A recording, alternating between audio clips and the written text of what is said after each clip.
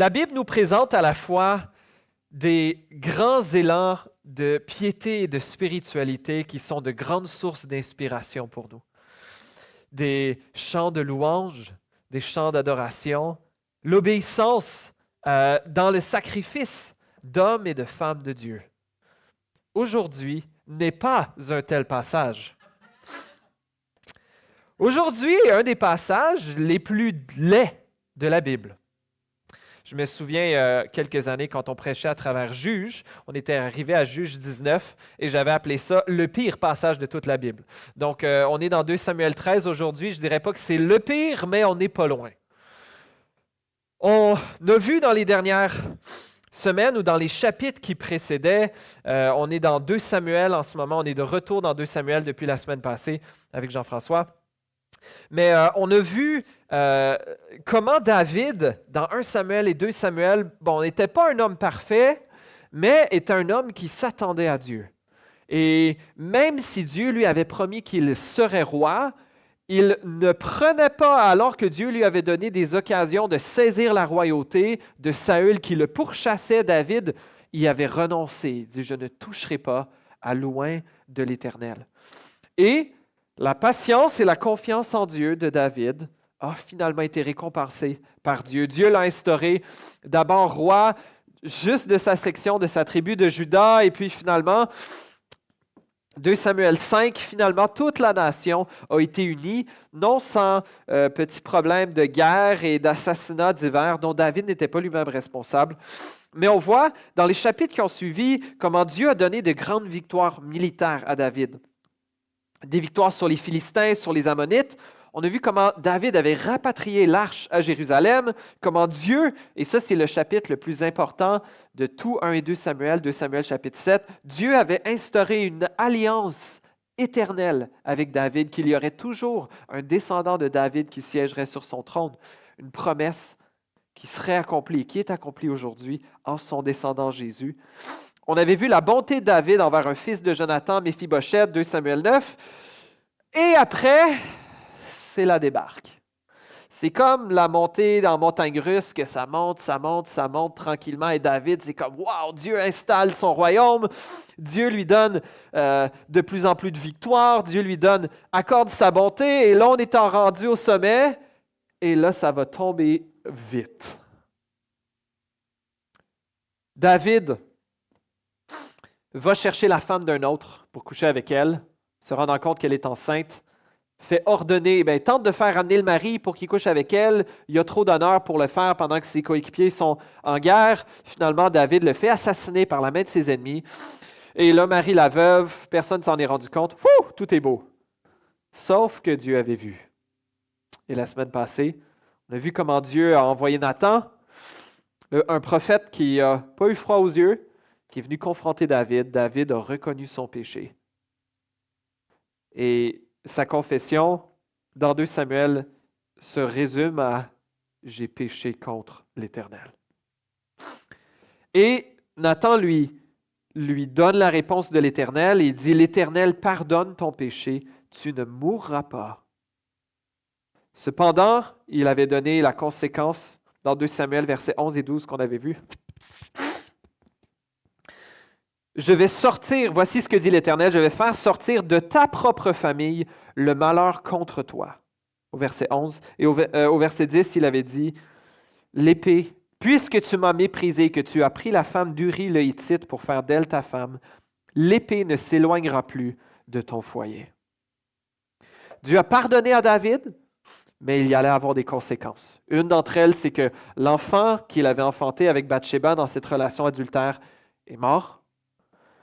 Mais là, l'épée va arriver. Et les péchés sexuels de David vont se prononcer encore chez ses fils et de façon encore plus perverse et violente que David ne l'a fait lui-même. On va lire ensemble ce triste passage, 2 Samuel chapitre 13. On va lire en entier, puis ensuite on va regarder les différents personnages dont ce texte nous parle.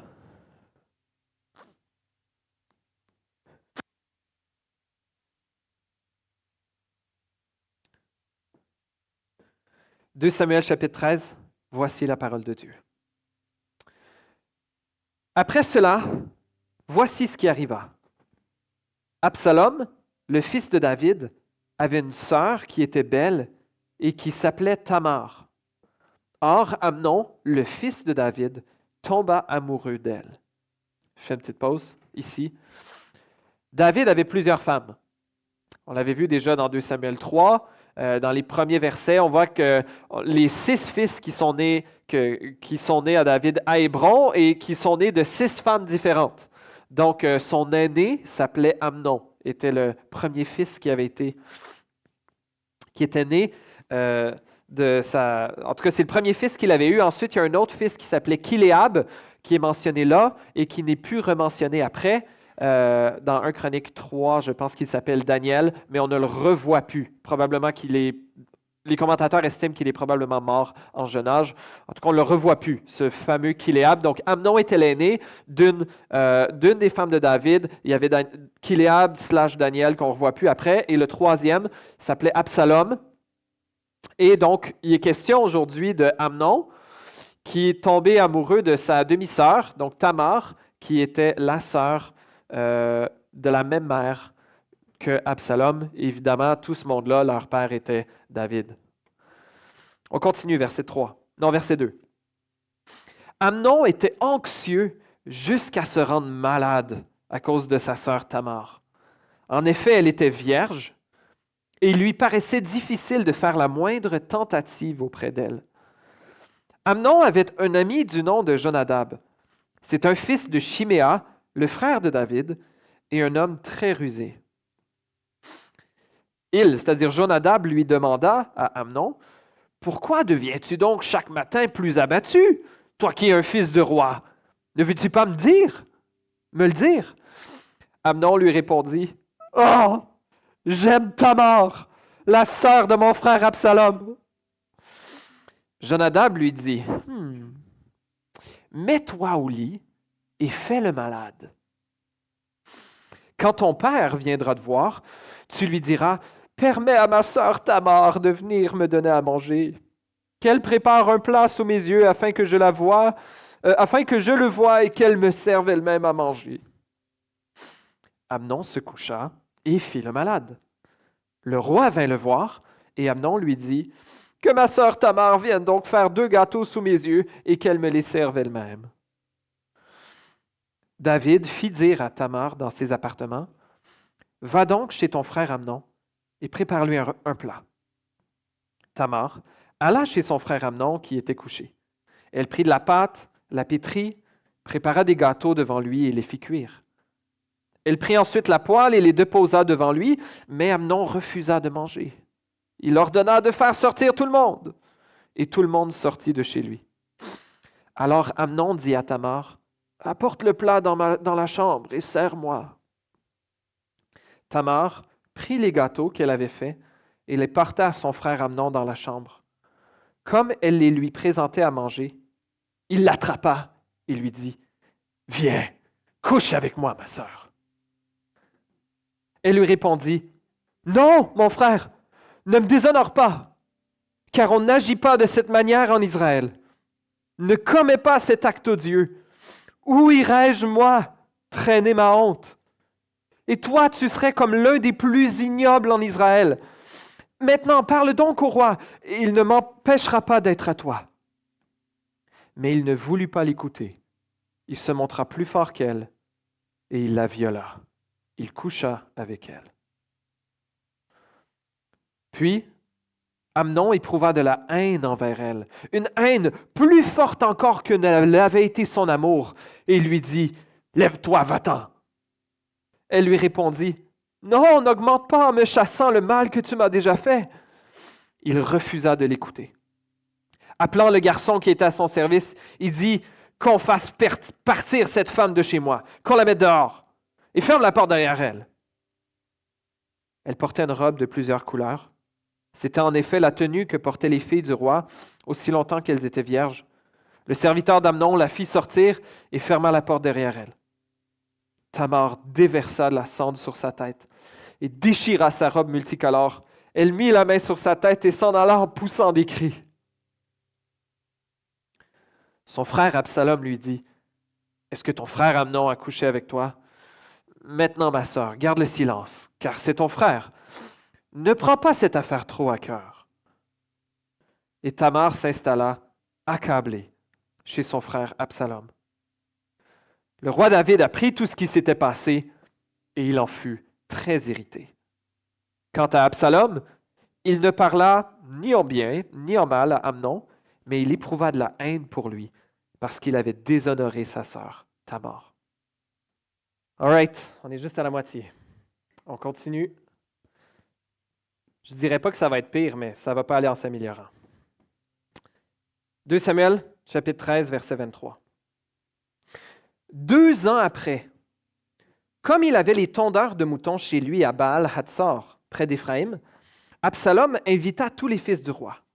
Il alla trouver le roi et dit, « Ton serviteur a les tondeurs de moutons chez lui. Que le roi et ses serviteurs viennent chez ton serviteur. » Le roi dit à Absalom, « Non, mon fils, nous n'irons pas tous chez toi, nous risquerions d'être une charge pour toi. » Absalom insista auprès de lui. Mais le roi ne voulut pas y aller. Toutefois, il le bénit.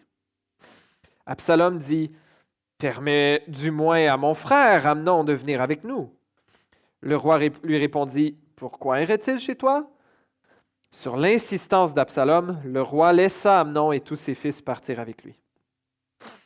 Absalom donna cet ordre à ses serviteurs.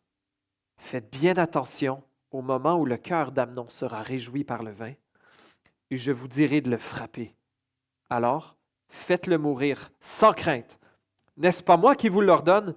Montrez-vous fort et plein de courage. » Les serviteurs d'Absalom traitèrent Amnon comme Absalom l'avait ordonné. Tous les fils du roi se levèrent alors, montèrent chacun sur son mulet et s'enfuirent. Ils étaient encore en chemin quand le bruit parvint à David qu'Absalom avait tué tous les fils du roi et qu'il n'y avait pas un seul survivant. Le roi se leva, déchira ses habits et se coucha par terre. Tous ses serviteurs se tenaient là, les habits déchirés. Jonadab, fils de Chiméa, le frère de David, prit la parole. Petite parenthèse, ça, c'est le même dude qui a donné les bons conseils à Amnon au verset 3 à 5. Donc Jonadab, on continue, dit que mon Seigneur ne pense pas que ce sont tous les jeunes gens, tous les fils du roi qu'on a fait mourir. En effet, seul Amnon est mort. Absalom avait pris cette décision le jour où Amnon avait violé sa sœur Tamar. Que le roi, mon Seigneur, ne se tourmente donc pas à l'idée que tous ses fils seraient morts. En effet, seul Amnon est mort. Absalom prit la fuite. Or, le jeune homme placé en sentinelle leva les yeux et regarda. Il vit une grande troupe venir par le chemin qui était derrière lui du côté de la montagne. Jonadab dit au roi, « Voici les fils du roi qui arrivent. Cela confirme ce que disait ton serviteur. » Il finissait de parler quand les fils du roi arrivèrent. Ils se mirent à pleurer tout haut. Le roi et tous ses serviteurs pleurèrent eux aussi abondamment. Absalom avait pris la fuite et il se rendit chez Talmaï, fils d'Amihour et roi de Guéchour. En fait, petite parenthèse, on sait que Talmaï, c'est le nom de la... en tout cas, il se rend chez son grand-père maternel. Il se rend chez le père de sa mère, Absalom. Donc David, parmi ses nombreuses femmes, avait marié la fille du roi de Guéchour, et donc Absalom s'enfuit chez son grand-père de l'autre côté, du côté de sa mère. Quant à David, il menait tous les jours deuil sur son fils. Absalom resta 3 ans à Guéchour, où il s'était rendu après avoir pris la fuite. Le roi David cessa de poursuivre Absalom lorsqu'il fut consolé de la mort d'Amnon.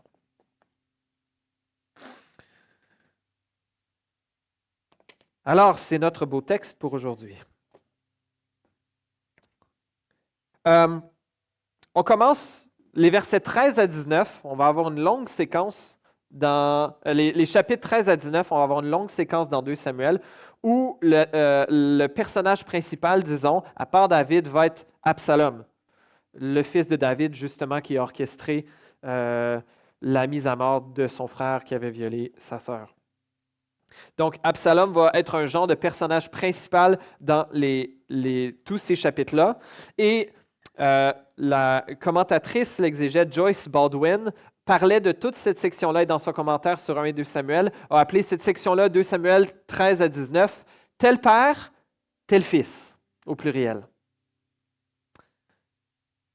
On suit une séquence où David est allé chercher une femme pour coucher avec elle. On ne connaît pas quel était le niveau de consentement ici, le texte n'en parle pas.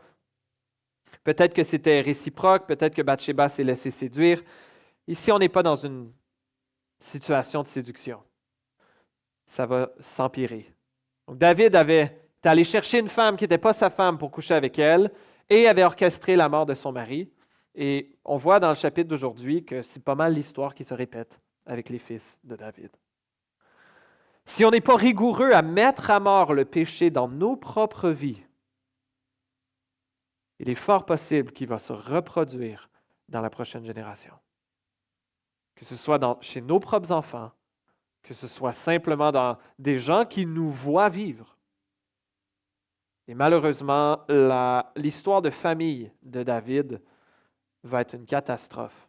Un peu comme les péchés sexuels de David vont l'avoir commis pour lui-même.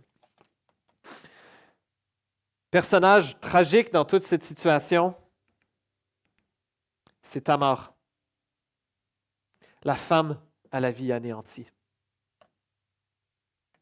Cette femme qui semble être vertueuse de tout ce qu'on voit, elle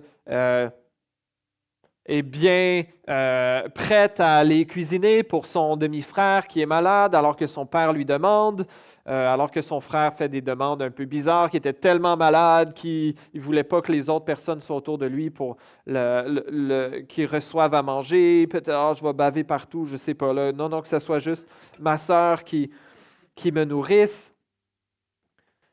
Puis lorsqu'il la saisit et insiste pour qu'elle couche avec lui, Tamar sort toutes sortes de bonnes raisons pour qu'Amnon arrête. Au verset 12 et 13, elle lui sort 4 raisons. Ne me déshonore pas, on n'agit pas de cette manière en Israël. Ne commets pas cet acte odieux. Elle parle d'elle-même. Où irais-je, moi, traîner ma honte? Si tu dis que tu m'aimes, aime-moi assez pour pas me faire ça. Puis là, toi, deuxième moitié du verset 13, et toi, tu serais comme l'un des plus ignobles en Israël. Puis là, que ce soit vrai ou que ce soit pas vrai, elle dit, parle donc au roi, il ne m'empêchera pas d'être à toi. Je ne sais pas si David aurait vraiment pu tordre cela. C'était une loi claire dans la loi de Moïse que les frères et sœurs ne pouvaient pas se marier. Demi-frère, demi-sœur, même chose dans Lévitique 18, Deutéronome 22. Les textes étaient assez clairs. Peut-être qu'elle disait, regarde, le roi pourrait peut-être faire une exception, mais au moins, ça serait dans un contexte d'une relation légitime, autorisée. Pas ça. Ou peut-être qu'elle essayait juste de gagner du temps puis de s'extirper. Moi, dans son cas, c'est ce que j'aurais fait. Mais parle au roi, il ne m'empêchera pas d'être à toi, etc. Mais Amnon ne l'écoute pas. Il se montra plus fort qu'elle, il la viola et coucha avec elle. Puis ensuite, verset 15, il éprouve de la haine, une haine plus forte encore que ne l'avait été son amour. Et il la jette dehors de chez lui. Et même au verset 17, quand il fait appeler son serviteur, qu'on fasse partir cette femme de chez moi. Même le mot « femme » n'est pas là en hébreu. Mon hébreu n'est pas assez bon pour ça. Là, c'est les commentateurs qui me le disent. C'est presque fait sortir cette chose de chez moi. Et elle le supplie, « N'augmente pas en me chassant le mal que tu m'as déjà fait. » Il y avait une loi pour des situations, on ne sait pas trop si c'est des cas de séduction, si c'est des cas de viol. Une femme qui était violée, à l'époque, ses chances de pouvoir se marier devenaient quasi nulles. Alors, une des choses que Dieu avait établies dans la loi de Moïse, c'est qu'une femme qui avait été violée, une femme qui n'était pas fiancée ou qui n'était pas mariée, si une femme était mariée ou fiancée, le violeur était mise à mort. Si elle n'était pas mariée ou fiancée, puis bon, c'est pas clair, est-ce que c'est une situation de séduction, ou elle a voulu coucher avec lui, ou il l'a pris, puis bon, il y avait une forme de consentement, euh, alors l'homme mariait la femme. Il devait payer la dot au père, qui était une garantie qu'il allait prendre soin d'elle, et il n'avait pas le droit de la divorcer. Donc, à l'époque, il y avait le droit de divorcer. Même Jésus a dit, c'est à cause de la dureté de votre cœur que Moïse a permis le divorce. Mais dans le cas d'un homme qui avait saisi ou violé une femme et qui avait été un peu obligé de la marier, il ne pouvait pas la divorcer. C'était une façon d'un peu garantir au moins la sécurité économique de cette femme, qu'elle ne se retrouve pas à la rue dans une situation où elle ne serait pas, où il y aurait très peu de prétendants qui voudraient la marier. On peut trouver cette situation un peu bizarre que Dieu dise, « Ah oui, tu vas marier ton abuseur. » Est-ce qu'on est en train de continuer les situations d'abus? On sait que les lois de l'Ancienne Alliance n'existent pas pour donner un idéal de ce que Dieu veut. On en parlait il y a quelques semaines quand il était question d'esclavage dans 1 Timothée 6, versets 1 et 2. Dieu avait encadré certaines pratiques de l'époque. Et donc, la loi mosaïque agissait comme une réglementation dans une société dure et patriarcale qui limitait certains dégâts sans représenter en soi l'idéal moral ultime de Dieu. Un peu comme certaines lois sur l'esclavage, la polygamie ou le divorce, qui encadrent des réalités existantes plutôt que de les approuver pleinement. Mais là, donc, Amnon n'en veut même pas. Et la femme n'était pas obligée de marier un homme qui l'aurait saisi ou qui l'aurait violé. Le violeur était obligé de payer la dot au père et probablement en consultation avec sa fille, il y avait le choix ou pas qu'elle marie l'homme en question. Mais là, ici, Amnon, pas du tout. Après avoir abusé d'elle, il la jette dehors. Quelle triste histoire. Quelle triste histoire. Et on voit cette femme qui, à tout ce qui nous semble, c'est censé être B ici, semble être une femme vertueuse. Pourtant, on voit les quatre autres hommes qui sont nommés dans ce texte, qui, eux, ont des vices bien évidents. Le premier, c'est Amnon.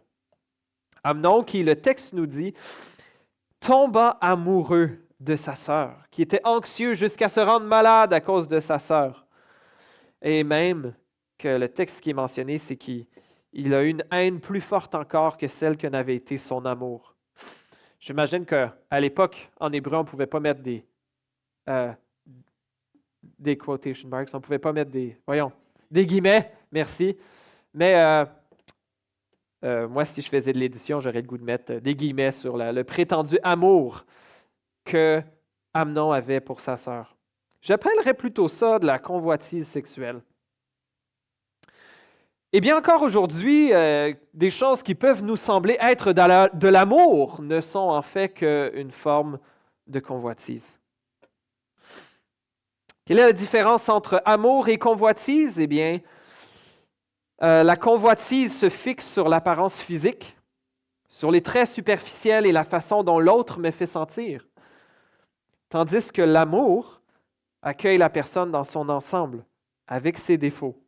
Il lui accorde de la valeur indépendamment de l'intimité physique. Dans l'amour, les conversations sont profondes. On veut réellement connaître l'autre. Avec la convoitise sexuelle, cela nous pousse à faire des choses avec quelqu'un ou à quelqu'un pour une gratification immédiate, tandis que l'amour nous inspire à faire des choses pour cette personne. Être prêt à soutenir dans une crise sans que cela ne nous donne aucun bénéfice.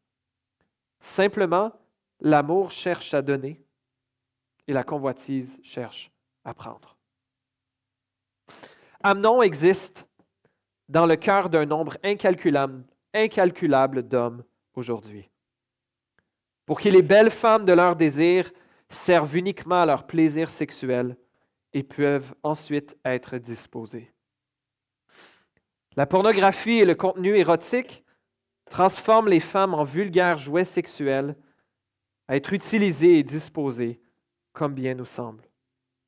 Bien-aimés, c'est une folie impie, destructrice pour toutes les personnes impliquées. Ceux qui consomment le contenu pornographique, cela détruit notre boussole morale, leur intégrité est compromise, le regard des autres est teinté d'impureté. Et cela a un impact sur notre entourage, qu'on le veuille ou non. En plus, les femmes qui sont l'objet de la convoitise de ceux qui consomment la pornographie ne sont pas dans des situations très différentes de celles que Tamar a vécues. Même s'il semble y avoir une forme de consentement autour de certaines actrices pornographiques, c'est rarement un choix de carrière si désiré et si joyeux. La majorité ne sont pas capables de continuer sans se droguer, et celles qui en sortent sont souvent marquées à vie. Bien-aimés, je sais que j'ai moi-même lutté longtemps avec ce péché, et j'en parle encore en tremblant. Toutefois, je sais maintenant d'expérience personnelle qu'une victoire durable sur des années est possible. Et si vous luttez avec des péchés similaires, hommes ou femmes, je vous encourage à parler à une personne de confiance. Si vous êtes un homme, venir parler à un des anciens. Il existe des groupes de soutien également, comme les Sexoliques Anonymes, Samson Society. Que le Seigneur détruise les Amnon qui bien souvent vivent encore dans nos cœurs. Non seulement on a Amnon, qui a passion sans amour, mais on a aussi ce personnage Jonadab qui apparaît dans 6 versets ici. Un ami de Amnon et qui est en fait un de ses cousins et qui va orchestrer, c'est bien sympathique, le viol de sa cousine. Certains disent, peut-être que ce n'était pas exactement là qu'il allait, peut-être qu'il voulait juste aider son cousin à se retrouver seul à seul pour être capable de parler au cœur de sa cousine. Pas sûr. Moi, j'y crois pas, personnellement. Mais c'est vraiment bizarre qu'il réapparaît à la fin de notre chapitre aussi, comme en sachant d'avance que Absalom avait prévu de tuer juste Amnon. Je ne vais pas me prêter à la conjoncture, mais le texte nous dit, l'expression hébraïque à la fin du verset 3, que c'était un homme sage. Bon, évidemment, nos traducteurs savent que sage, ça peut aller dans différents sens. Et je pense que ça a été traduit avec justesse comme un homme très rusé. On peut avoir de l'intelligence puis s'en servir à très mauvais escient. On peut être capable de faire des plans, de réfléchir, d'avoir une pensée profonde et s'en servir pour notre gain personnel plutôt que pour le service des autres. Un bon ami est prêt à reprendre et c'est ce que Jonadab aurait dû faire ici. Troisièmement, on a le père, David. David, dont non seulement le propre exemple est moralement compromis, comme on en a parlé tantôt, et qui, malgré ça nous dit au verset 21 que le roi David a pris tout ce qui s'était passé et il en fut très irrité, David n'a pas sévi. David n'a rien fait. Peut-être que justement David disait, moi, ma situation, ça ressemblait à... Pas tout à fait à ça nécessairement, mais ça ressemblait un peu. Et que David n'a pas voulu punir ses fils. Et on va voir, il ne voudra pas le faire non plus contre Absalom. À la fin de notre texte, Absalom s'enfuit chez un roi avec qui David était allié, mais David ne pourra pas aller le saisir, aller dire au grand-père de l'autre, « Hey, donne-moi ton petit-fils que je le fasse mourir. » Ça ne se faisait pas très bien à l'époque. Puis David n'a pas lancé une guerre contre Guéchour. Peut-être qu'il aurait dû pour aller chercher Absalom et le faire mourir. Mais bon, ça c'est une histoire pour la semaine prochaine où la saga d'Absalom va continuer. Mais David ne fait pas justice à sa fille Tamar. Ne fait rien pour punir Amnon. Ne fera rien non plus ou rien de significatif pour punir Absalom pour le meurtre de son frère. Malgré que David ait lui-même personnellement été un piètre exemple, Son propre péché n'excuse pas le fait qu'il néglige ici sa responsabilité de faire justice autant comme père de la fille abusée et comme père du violeur, et en tant que roi de la nation. Psaume 9 nous dit que l'Éternel juge le monde avec justice. Il juge les peuples avec droiture. Que l'Éternel est une forteresse pour l'opprimé, une forteresse dans les moments de détresse. Et David fait un piètre exemple, douin de l'Éternel, de Messie de l'Éternel. Il en faudra pour ça un autre, un descendant de David. On voit l'importance de corriger le comportement inapproprié. Que ce soit dans votre milieu de travail, si vous êtes gestionnaire, si vous êtes responsable d'employés, de clients, d'enfants, de patients, comme parents envers vos enfants, si vous êtes témoin de quelque chose à l'église ou ailleurs, à ne pas corriger le comportement inapproprié de façon juste, on ouvre la porte à ce que ça se perpétue ou à ce que certains prennent justice entre leurs propres mains, comme Absalom va ici faire. Nous avons une responsabilité d'éduquer nos enfants, nous avons une responsabilité de veiller sur les autres dans l'Église et à ne pas le faire, à être lâche. On empire le problème plutôt que l'améliorer. Quatrième homme au vice évident est Absalom. Celui qui console, entre guillemets, sa sœur, comme certains consolent les femmes violées, en disant « Ah, garde le silence, ne prends pas cette affaire trop à cœur. » On va en reparler tantôt. Mais lui, il l'a pris très à cœur. Lui avait l'intention de se venger. Et il ne fait rien pendant 2 ans. Il rumine sa vengeance et son plan. Et peut-être même que Jonadab l'a aidé dans ses plans.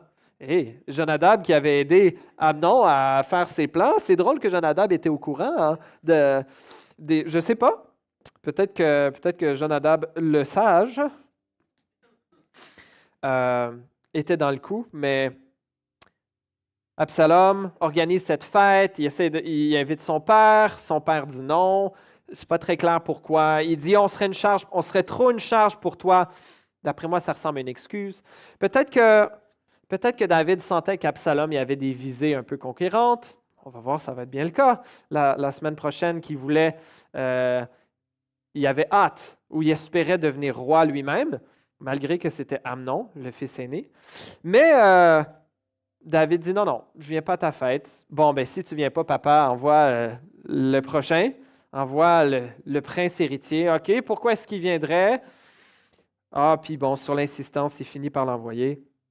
Et Absalom se venge avec violence et lui dit, en disant à ses serviteurs cette belle phrase, on se rappelle que Dieu avait dit à Josué, « Fortifie-toi et prends courage. » Comme Amnon dit à ses serviteurs à la fin du verset 28, « Montrez-vous fort et plein de courage pour assassiner mon frère. Amen. »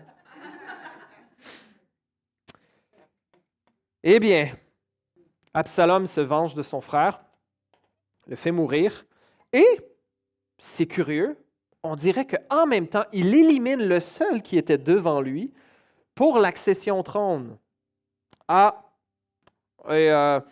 raison que je me permets d'être un peu cynique, c'est qu'on va voir justement dans les 2 prochains chapitres les prétentions conquérantes et le fait qu'Absalom va chercher à éliminer son père pour accéder plus rapidement à la royauté d'Israël.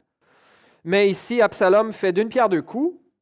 Je me venge de celui qui a violé ma sœur et j'en profite pour éliminer celui qui pourrait être dans mon chemin pour le trône. Ça, c'est un homme très sage aussi, effectivement. Mais Absalom, une haine sans retenue, une justice sans justice, une justice prise entre ses propres mains et qui n'est pas... c'est pas surprenant, justement, vu que David n'a rien fait. Lorsqu'on ne fait pas justice, on ouvre la porte à des mercenaires justiciers, des cow-boys qui vont se faire justice par eux-mêmes. Nous ressemblons bien souvent, plusieurs d'entre nous, à plusieurs de ces hommes. Une passion sans amour, une sagesse ou une intelligence sans principe, une colère mais sans justice, une haine sans retenue. Et où est Dieu dans ce chapitre? Dieu n'apparaît même pas.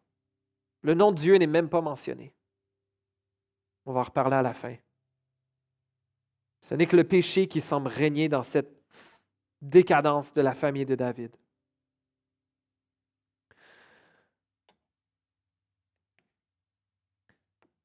Aujourd'hui, plusieurs vivent encore des situations similaires à celles de Tamar. La seule personne qui semble avoir de la décence dans ce chapitre. Aujourd'hui, on estime au Canada, selon les statistiques du gouvernement du Canada, qu'un homme sur 8 sera victime d'une agression sexuelle au cours de sa vie. Donc, sera victime d'une agression sexuelle et une femme sur 3 sera victime ou a été victime d'au moins une agression sexuelle depuis l'âge de 16 ans.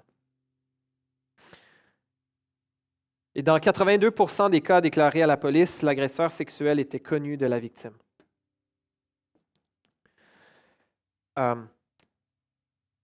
La majorité des situations de violence sont effectivement faites envers les femmes, mais les hommes aussi peuvent en vivre.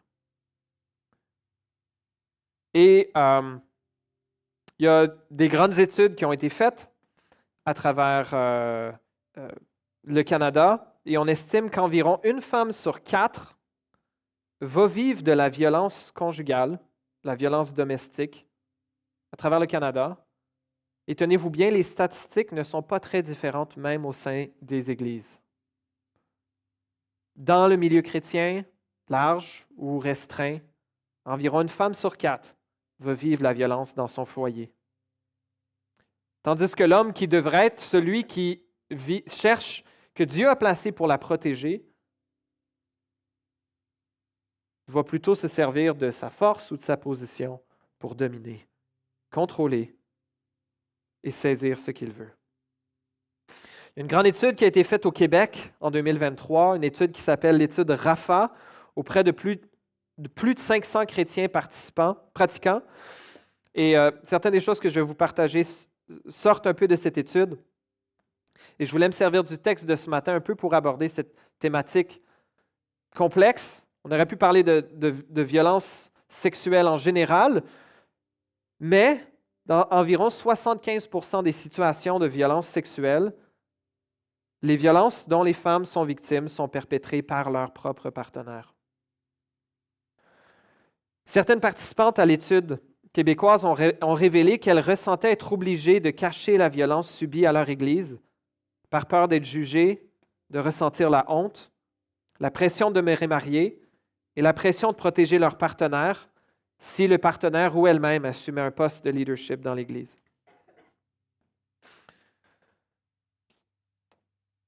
Au Québec, le terme parfois employé pour parler de violence conjugale ou de violence domestique est le terme contrôle coercitif, pour signifier que la violence n'est pas toujours physique. Un comportement dominateur qui cherche à rendre l'autre personne soumise et dépendante est dans ce qu'on appelle généralement de la violence conjugale. Et lorsque cela affecte une relation intime, cela sape directement le membre du couple victime d'un tel contrôle qu'elle a de sa valeur et de sa dignité. Par conséquent, elle peut croire qu'elle n'a aucun pouvoir d'initiative pour ses propres décisions, aucun droit à être indépendante ou à se comporter ou agir selon ses propres choix. Je vous retire il y a un document qui a été produit justement par Direction chrétienne, qui a une organisation montréalaise qui a organisé cette étude. Et je ne sais pas si vous pouvez bien voir ici, bon, la qualité n'est peut-être pas aussi bonne que j'aurais aimé, mais il présente un peu la question du contrôle coercitif dans le couple comme quelque chose qui est sur un spectre. Donc, parfois, on peut dire, donc la violence physique et sexuelle est quelque chose qui se situe peut-être en périphérique. Mais il y a des comportements qui peuvent se retrouver dans nos couples ressemblent plus à une dynamique de pouvoir et d'emprise et qui risquent de s'accentuer de plus en plus et qui, en eux-mêmes, sont tout à fait répréhensibles. Je ne vais pas tout lire, mais je lis les catégories. Je commence un peu en haut à droite. L'intimidation, l'usage de la contrainte et de menaces, l'isolement, minimiser, nier et blâmer, se servir des enfants, s'arroger le privilège du mal, des contraintes économiques ou l'usage de la contrainte et de menaces. Ça peut se répercuter aussi au niveau spirituel, isoler sa conjointe de l'Église ou son conjoint, l'empêcher de pratiquer sa foi, obliger au silence. Et bien souvent, plusieurs hommes vont utiliser des textes bibliques pour contrôler et prendre de l'emprise. L'homme est le chef de la femme, dira-t-on. Ce texte nous parle non pas que l'homme est appelé à être le bourreau de sa femme, mais qu'il a une responsabilité spirituelle devant Dieu pour servir en dirigeant, pas pour dominer. Que la femme soit soumise à son mari, oui, mais que le mari donne sa vie pour sa femme. Éphésiens 5 nous dit que le mari aime sa femme à être prêt à mourir pour elle comme Christ a aimé l'Église. Alors, le corps de la femme appartient à son mari, 1 Corinthiens 7, oui, et le corps du mari appartient à sa femme. Des textes qui sont effectivement bibliques, mais facilement tirés de leur contexte, un contexte d'amour mutuel, de don de soi volontaire, et où le mari prend l'initiative d'aimer sa femme comme Christ aime l'Église. Christ ne vient pas dominer son Église, la violenter, mais la chérit et fait passer ses propres besoins avant les siens. Bien souvent, s'il y a des enfants dans la maison, ils sont des victimes silencieuses aussi de ce qui se produit. Et malheureusement, les enfants pris dans ce cycle de violence sont les derniers membres de la famille à avoir leur mot à dire. Ils voient les gens qu'ils aiment se disputer, se faire du mal, en un cycle sans fin et ils se sentent démunis, perdus et en danger. Bien-aimés, laissez-moi vous rappeler que Dieu a créé l'homme et la femme égaux en dignité et en valeur. Ils sont tous les deux porteurs de l'image de Dieu. Le fait que Dieu appelle l'homme à un leadership spirituel dans son foyer n'autorise aucunement aucune forme d'abus de son leadership. Toute violence sous quelconque forme que ce soit, ou contrôle ou agressivité de l'un ou l'autre des partenaires est une situation de péché dont on doit se repentir. Et la violence conjugale au sein d'une relation intime détruit le caractère sacré du mariage. Voici à quoi ressemble davantage, et c'est encore un tableau tiré de ce document qui a été mis à la disposition des Églises, en quoi cette égalité en valeur et en dignité se démontre dans un mariage sain. Eh bien, attitude non menaçante, respect, confiance et soutien, honnêteté et responsabilité assumée. Assumer sa responsabilité parentale, avoir des responsabilités partagées, un partenariat économique et négociation et équité dans les prises de décision.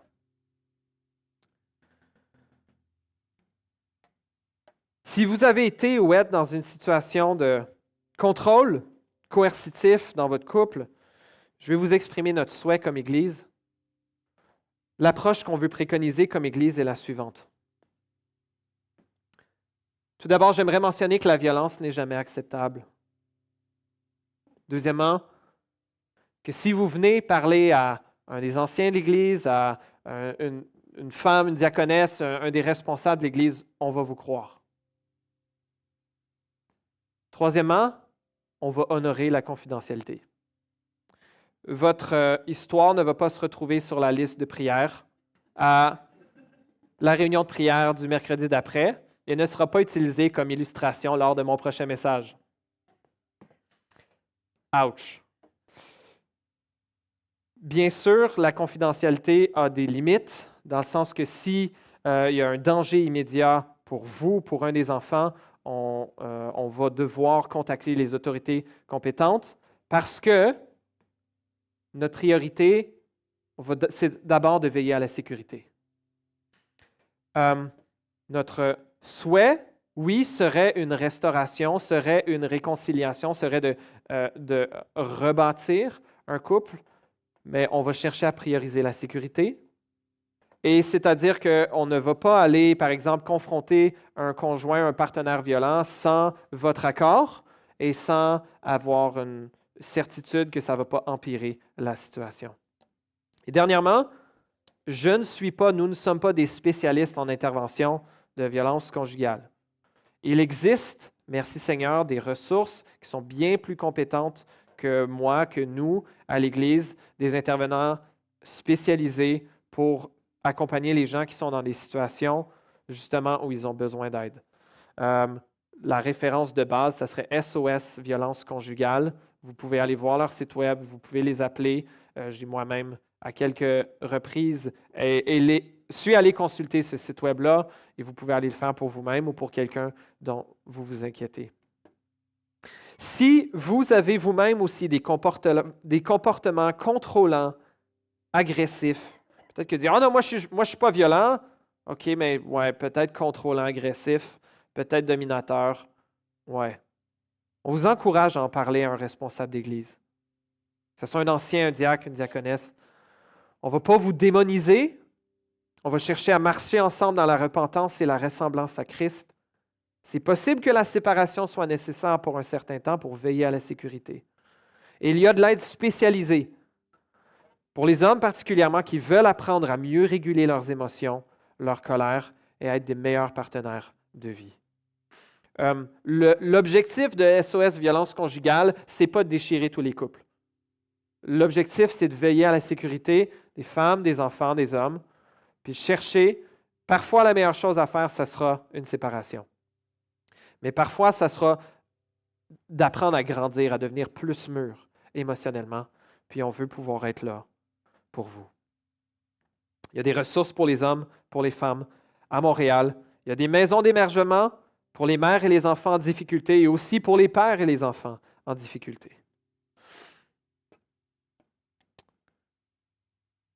Revenons à notre texte maintenant. Qu'en est-il de Dieu? Où est Dieu à travers tout ça? Un commentateur faisait ressortir la question que Tamar pose au verset 13. « Où irai-je, moi, traîner ma honte? » Elle va se rendre chez son frère qui va l'accueillir, probablement avec un avenir détruit, particulièrement pour son époque. Où irai-je, moi, traîner ma honte? Peut-être que tu ressembles à David, peut-être que tu ressembles plus à Amnon, peut-être que tu ressembles à Tamar. Que ce soit notre propre péché ou celui des autres qu'on a subi, nous avons un endroit où traîner notre honte. Vers une croix où un sauveur a été cloué. Un sauveur qui a pris notre honte. Qui a pris sur lui la condamnation que nos péchés méritaient et qui a pris sur lui aussi toute la honte de tout ce que nous avons subi.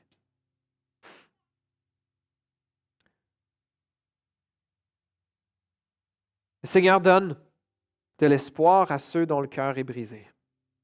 Et une des façons que le Seigneur veut restaurer ceux et celles qui sont brisés par leur propre péché ou ceux des autres qu'ils ont subis, c'est à cette croix où notre Sauveur est mort pour nous, où nous pouvons trouver pardon, où notre valeur est démontrée, que Dieu ne laissera pas l'injustice impunie. Jésus a subi la colère de Dieu. Pour tous ceux qui se repentent et placent leur foi en lui, Jésus a subi la condamnation à notre place. Ça ne veut pas dire qu'il n'y aura pas nécessairement de conséquences humaines ou terrestres pour nos péchés, mais la condamnation éternelle a été prise par Jésus pour ceux qui se tournent vers lui. Mais pour ceux qui ne se tournent pas vers lui, Dieu va juger. Et ce sera un jour terrible. Mais Dieu ne laissera pas impuni l'injustice que tu as vécue. Et c'est une des choses que cette croix nous démontre. L'amour du Dieu qui voit tout. et du Dieu qui nous a mis ensemble comme chrétiens, comme famille, pour nous aider ensemble à expérimenter ce renouvellement de notre identité, de notre humanité. Si tu as placé ta foi en Jésus, il fait de toi une nouvelle créature, une nouvelle personne. Tu n'es pas défini par ce que tu as fait, ni par ce qu'on t'a fait. Par Jésus, en Christ, tu es un enfant de Dieu, une nouvelle créature. Et ça, c'est une bonne nouvelle. C'est une incroyablement bonne nouvelle pour les Amnon et les Tamar, et les David et les Absalom de ce monde. Pas grand monde là-dedans qui vont se repentir. Amnon, Jonadab, Absalom, on ne le voit pas du tout. David, possiblement. Mais on sait que notre Dieu voit tout et donne espérance à ceux qui se tournent vers lui. Comme on l'a lu tantôt, je vais aller le rechercher dans le psaume 9, versets 8 et 9. L'Éternel juge avec justice. Il est une forteresse pour l'opprimé, une forteresse dans les moments de détresse. Oui, nous avons un bon Dieu, un grand Dieu, qui nous donne une espérance éternelle aussi, qui dépasse cette vie. Une espérance où je pense que maintenant on va le chanter. Où dans la présence de Dieu, les larmes seront séchées, où il n'y aura plus ni deuil ni malheur, où le péché sera finalement terminé. Prions. Seigneur notre Dieu, merci pour cette espérance que tu nous donnes. Seigneur, je te prie pour nous pécheurs et nous victimes des péchés des autres.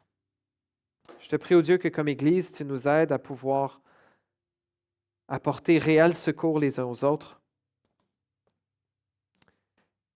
Merci parce qu'il y a pardon à la croix. Merci parce qu'il y a secours, parce qu'il y a une nouvelle identité. Pour tous ceux qui se tournent vers ton Fils Jésus. Merci pour sa perfection à notre place. Aide-nous à espérer en toi et à vivre cette espérance de mieux en mieux, les uns avec les autres. Dans le nom de Jésus, on prie. Amen.